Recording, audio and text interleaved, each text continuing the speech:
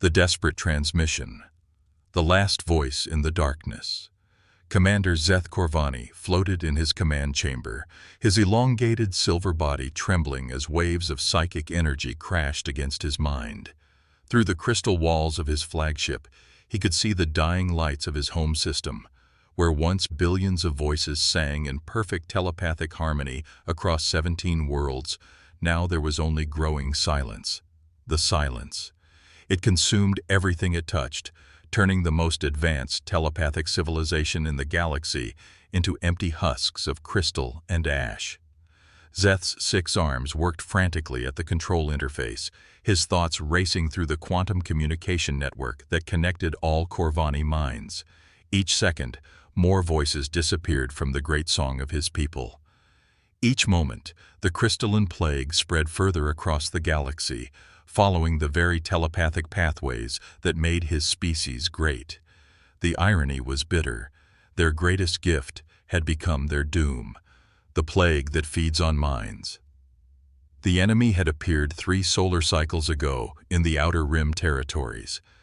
At first, the Corvani scouts reported strange crystal formations on dead worlds, beautiful, harmless-looking structures that grew like flowers across barren landscapes. The exploration teams had landed to investigate, their minds open and curious as always. That curiosity killed them. The moment their thoughts touched the crystals, something ancient and hungry stirred to life. The crystals were not just rocks. They were vessels for something that had waited in the darkness between stars for millions of years. An intelligence so alien that it existed purely as psychic energy, feeding on the thoughts and emotions of living beings. It had consumed countless civilizations across the cosmos, always following the same pattern. It would wait until a species developed telepathy, then use. Zeth's head scientist, Dr. Nara Corvani, transmitted her findings directly into his mind. The humans showed complete immunity to all forms of psychic influence. They could not send thoughts, could not receive them, could not be controlled or communicated with through mental means. To the Corvani, they had seemed like deaf beings stumbling through a universe full of songs they could not hear. Now that deafness might be salvation. The message that changed everything. Zeth made a decision that would have been unthinkable days ago. He would break the oldest law of Corvani civilization and use primitive electromagnetic signals to contact an alien species. The very idea disgusted him. To communicate through crude radio waves instead of pure thought felt like screaming instead of singing. But the humans were the only species in the galaxy that might survive what was coming. Working with the last functioning communication array in the system, Zeth began composing a message in the primitive mathematical codes that humans seemed to understand. He included star maps, images of the crystalline plague, and desperate pleas for help. The transmission would take weeks to reach Earth, traveling at the slow speed of light instead of the instantaneous quantum thought networks the Corvani were used to. As he sent the message, Zeth felt another section of his fleet fall silent. The crystalline infection was spreading through his remaining ships, following the telepathic links between crew members. Soon, he would be alone in the darkness, the last voice of a civilization that had ruled the stars for 100,000 years.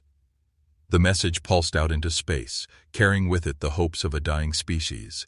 Zeth only prayed that the strange, telepathically deaf humans would understand the magnitude of what was at stake. If they could not help, then the galaxy would fall silent forever. Khonsu, met by an ancient hunger that had waited eons to feast again. Earth receives the call. Captain Sarah Chen was reviewing navigation charts in her quarters aboard the exploration vessel Defiance when the communication alert sounded. The ship was 3 days out from Mars, conducting routine patrols of the outer solar system when the transmission arrived.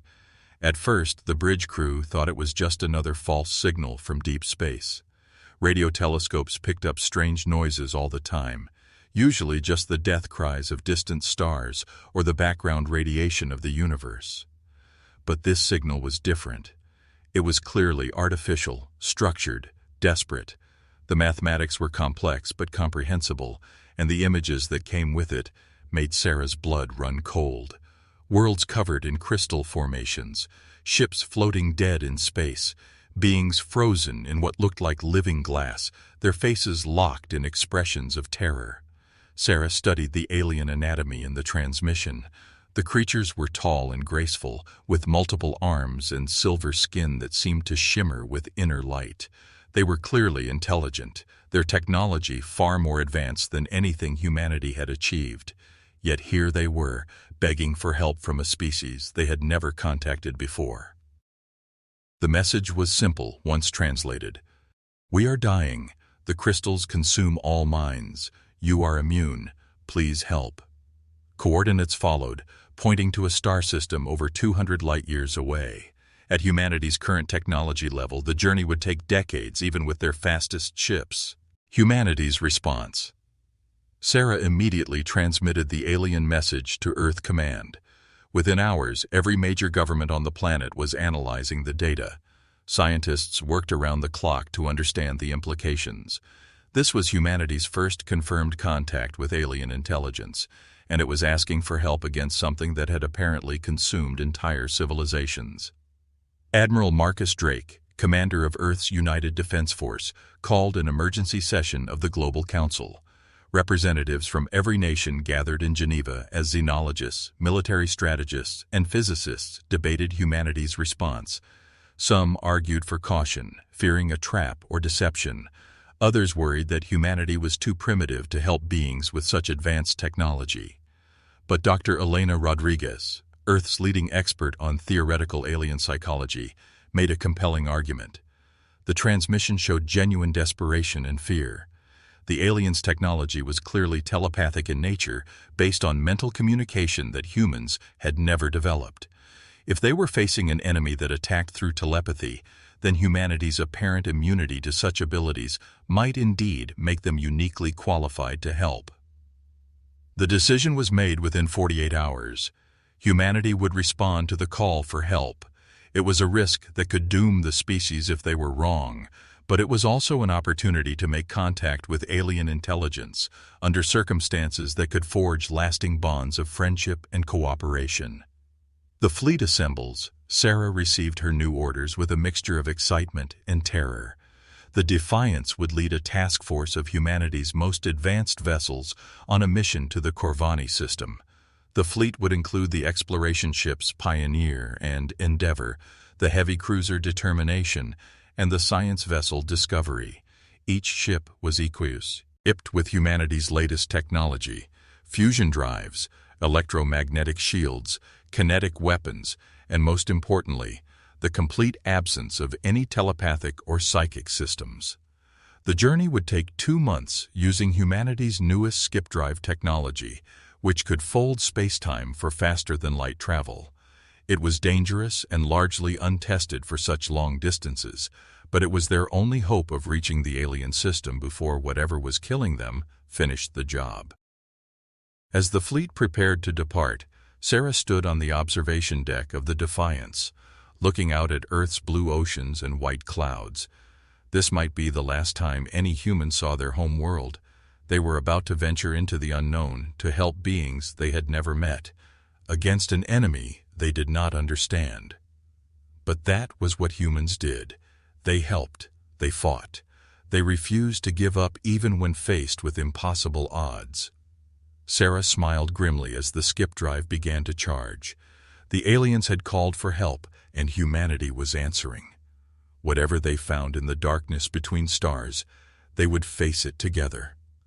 The fleet jumped to hyperspace, leaving Earth behind as they raced toward a dying civilization's last hope. In the depths of space, crystalline entities stirred in the darkness, sensing new prey approaching.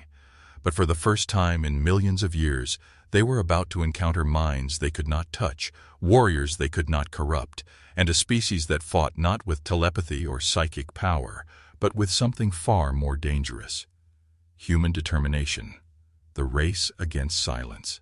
As the human fleet traveled through the strange realm of folded space, reports from the Corvani system grew more desperate and infrequent. The electromagnetic signals that still managed to reach Earth told a story of systematic extinction. Entire fleets went silent. Colonies stopped responding. The great telepathic network that had connected the Corvani civilization for millennia was collapsing, leaving only scattered voices crying out in the darkness. Sarah spent her time studying everything they knew about telepathic species. Humanity had theorized about mental abilities for centuries, but had never encountered definitive proof that such powers existed. Now they were racing to help beings whose entire civilization was built around mental communication. The irony was not lost on her. Humanity's greatest weakness, their inability to communicate through thought, might be their greatest strength. The science team aboard the Discovery worked constantly to analyze the crystalline formations shown in the alien transmissions. Dr. James Park, the fleet's xenobiologist, had developed disturbing theories about what they might face. The crystals appeared to be some form of parasitic entity that fed on psychic energy. They spread through telepathic networks like a virus, using their victims' own mental abilities against them. But humans had no telepathic networks to be compromised, no psychic abilities to be turned against them. They were, in essence, invisible to an enemy that had consumed every other intelligent species it had encountered.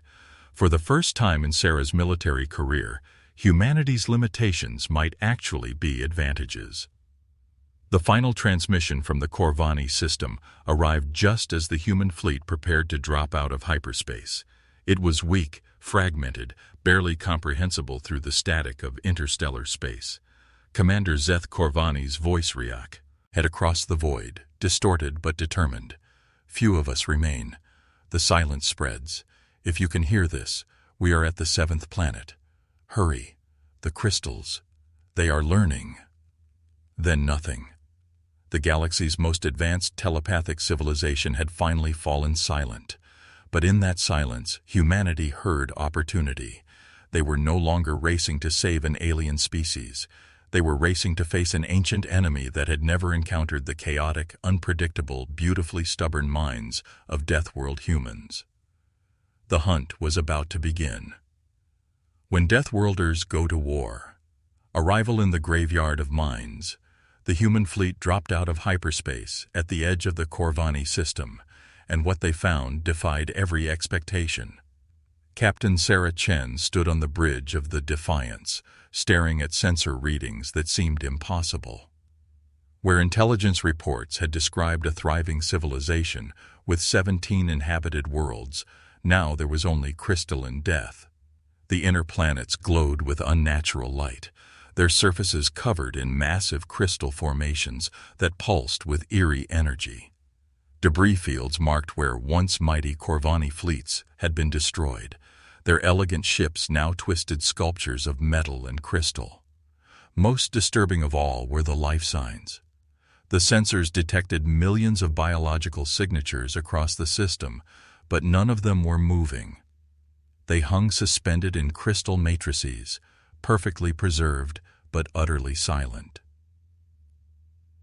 Commander Jackson Torres, Sarah's second-in-command, studied the tactical display with growing unease. His weathered face, scarred from a dozen Earth conflicts, showed the kind of concern that came from a lifetime of warfare. The Colombian officer had seen urban combat, asteroid mining wars, and the brutal fighting in the Martian colonies. But this was different. This was extinction on a galactic scale. "Captain!" Dr. James Park's voice crackled over the intercom from the science vessel. "Discovery. You need to see these readings. The crystalline formations aren't just consuming organic matter. They're feeding on some form of energy we can't detect. Based on the alien transmissions, I believe they're literally eating the telepathic abilities of their victims." Sarah nodded grimly. The reports from the dying Corvani had described beings frozen in living crystal, their minds drained of all thought. If the enemy fed on psychic energy, then humanity's complete lack of telepathic ability might indeed make them invisible to this ancient predator. But invisibility was only useful if they could figure out how to fight back. First contact with the ancient enemy, the human fleet moved cautiously toward the 7th planet, following the coordinates from Commander Zeth Corvani's final transmission. As they approached, Massive crystalline structures became visible on the planet's surface. Some towered kilometers into the atmosphere, while others formed intricate geometric patterns that seemed to pulse with malevolent intelligence. Lieutenant Maria Santos, the fleet's communications officer, suddenly looked up from her console with confusion. The young woman from Earth's Brazilian colonies had handled first contact protocols her entire career, but nothing had prepared her for this. "Captain, I'm detecting some kind of scanning beam hitting our ships, but it's not electromagnetic or gravitic. It's something else entirely." Sarah felt a chill run down her spine. The enemy was trying to probe their minds, searching for the telepathic networks that had made every other species vulnerable. But human minds were closed books, protected by millions of years of evolution that had never developed psychic abilities. To the crystalline entities, the approaching human fleet must seem like empty vessels, ghosts in the darkness. Dr. Elena Rodriguez, monitoring the encounter from Earth through quantum communication, transmitted her analysis to the fleet. The renowned xenopsychologist had spent months studying the Corvani transmissions, developing theories about the enemy's nature. The crystalline entities appear to be a form of collective consciousness that exists primarily as psychic energy. They inhabit crystal matrices, but their true essence is mental, not physical. They've been waiting between galaxies for millions of years, dormant until they encounter telepathic civilizations to consume. The implications were staggering. This wasn't just an enemy species. It was a force of nature, a cosmic predator that had devoured countless civilizations across the universe. Earth was facing something that made their worst nightmares seem trivial by comparison. The Invisible Warriors. As the human ships approached the seventh planet, something unexpected happened. The massive crystalline structures that had been pulsing with energy suddenly went dormant. The scanning beams stopped. Across the planet's surface, millions of crystal formations that had been glowing with absorbed psychic energy began to dim. Sarah realized what was happening. The crystalline entities could not perceive human minds at all. To creatures that existed purely as telepathic parasites, non-psychic beings were essentially invisible. The humans weren't just immune to mental attack. They were completely undetectable to an enemy that had never encountered a species without telepathic abilities. Commander Torres grinned fiercely as he understood the tactical implications. "Captain, we're not just resistant to their attacks. We're completely outside their sensory range. It's like we don't exist to them." But their advantage came with a price. The human fleet could move through the system undetected, but they also couldn't communicate with any surviving Corvani. The elegant aliens required telepathic contact to function, and humans were as deaf to mental communication as the crystalline entities were blind to human thoughts. The solution came from an unexpected source. Chief Engineer Wong, a brilliant woman whose ancestors had built some of Earth's first space colonies, suggested using the Corvani's own technology against them. "If we can find a way to disrupt their crystal matrices physically, we might be able to break the telepathic connections the entities use to spread." Discovery of the last survivors.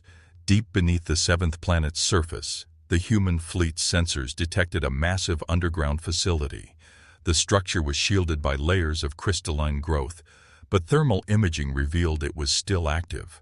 Life signs showed hundreds of Corvani survivors trapped inside, their telepathic abilities making it impossible for them to venture outside without being consumed by the crystalline plague. Sarah made the decision to attempt a rescue mission. Landing teams from all 5 human ships prepared to descend to the planet's surface, their minds completely invisible to the entities that prowled above.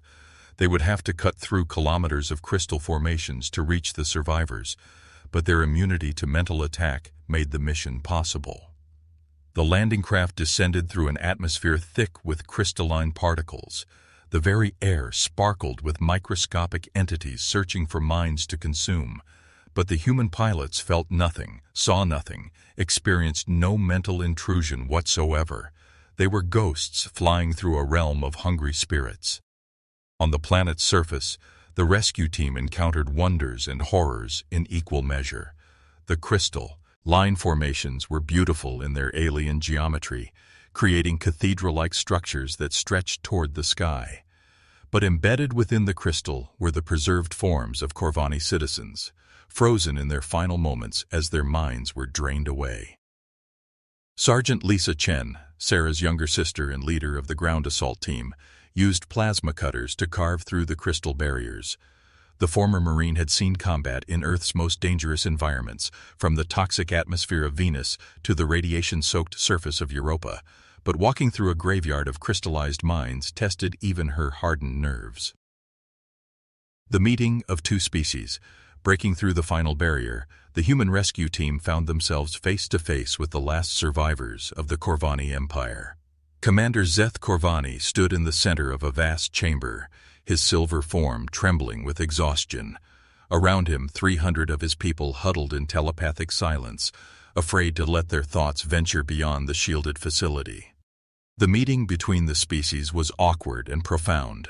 The Corvani could not understand how beings existed without telepathy, while the humans marveled at creatures whose entire civilization was built on mental communication. They were forced to use crude hand gestures and mathematical symbols to establish basic contact. But understanding grew quickly. Commander Zeth transmitted images directly to computers the humans carried, showing them the full scope of the crystalline threat. The entities had consumed over 40 species across multiple galaxies. Each time, they followed the same pattern: infiltrate telepathic networks, drain psychic energy, crystallize entire populations, then wait for the next telepathic civilization to evolve. Dr. Park studied the data with growing excitement. "Captain, I think I understand how to fight them. The crystalline entities exist as pure psychic energy, but they need physical crystal matrices to anchor themselves in our reality. If we can destroy those matrices faster than they can rebuild them, we might be able to drive them back into deep space." The plan was dangerous and unprecedented. The human fleet would have to engage in direct combat with entities that had destroyed civilizations far more advanced than Earth. But they had advantages no other species had ever possessed. They were invisible to psychic detection, immune to mental attacks, and most importantly, they were human. The war for the galaxy. What followed was unlike any conflict in galactic history. The human fleet spread throughout the Corvani system, systematically destroying crystalline formations with kinetic weapons, nuclear warheads, and pure destructive force. The entities tried to defend themselves, but their attacks passed harmlessly through human minds that could not be touched by telepathic assault. The crystalline intelligence began to realize something was wrong. For millions of years, they had faced telepathic species that could be corrupted, controlled, and consumed through mental domination. Now they encountered minds that were completely closed to their influence. They tried every form of psychic attack in their arsenal, but human thoughts remained safely locked away bays and walls of biological evolution. Sarah coordinated the assault from the Defiance, watching as her fleet carved through formations that had consumed entire star systems. The beauty of the crystals made their destruction feel almost sacrilegious, but she knew these structures were graveyards built from the minds of billions of dead aliens. The turning point came when Chief Engineer Wong discovered that the crystalline entities had a central consciousness hidden deep within the system's gas giant. This massive intelligence, larger than Earth's moon, had been coordinating the galactic consumption for eons. If they could destroy it, the entire crystalline network might collapse. The final battle. The assault on the central consciousness required everything humanity could throw at it. The entire human fleet penetrated deep into the gas giant's crushing atmosphere, their ships straining against pressure that would have destroyed lesser vessels. Here, in the planet's core, they found the true enemy. The central consciousness was ancient beyond measure, a crystalline structure that pulsed with the absorbed minds of 1,000 extinct civilizations. It tried desperately to communicate with the attacking humans, to dominate their thoughts, to turn them into servants as it had done with countless other species. But human minds remained stubbornly closed, protected by millions of years of evolution that had never developed telepathic vulnerability. Commander Torres led the final attack personally, piloting a fighter loaded with antimatter warheads into the heart of the crystalline consciousness. As he approached the ancient entity, he could feel it trying to reach into his mind, searching for the telepathic pathways that existed in every other sentient species. But it found only emptiness, only the chaotic electrical patterns of a brain that had never learned to broadcast its thoughts. The explosion lit up the gas giant's core like a newborn star. When the light faded, the crystalline consciousness was gone, shattered into billions of harmless fragments. Across the galaxy, crystal formations began to crumble as the controlling intelligence died. The plague that had consumed civilizations was finally ended by the one species it could not touch: a new alliance.